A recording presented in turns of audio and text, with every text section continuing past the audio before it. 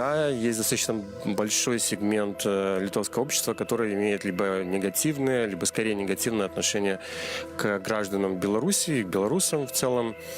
Вот если брать наши исследования, то где-то 36% сказало, что скорее негативно относятся. Для яркой демонстрации выступления литовского активиста-историка перед литовской публикой на английском языке, чтобы было понятно более широкой общественности. На экране в качестве доказательства он приводит выступление беглых на тему того, кто же все-таки правопреемник Великого княжества Литовского и как по несчастливому стечению обстоятельств ВКЛ оказалась под чужим суверенитетом. Пасля Першай святовай вайны нашим суседзям удалося здабыць і утрымаць незалежную дзяржаву і перацягнуць на сябе коўдру, прысвоіць усю гісторыю Великага княства Літоўскага, у тым ліку назвы Літва і літоўцы. Гучыць, напрыклад, в дакументах літовец, літвін, літоўскі. У 90% нават больш гаворка ідзе пра жыхара Менска, пра жыхара Украіны, пра жыхара Кіева.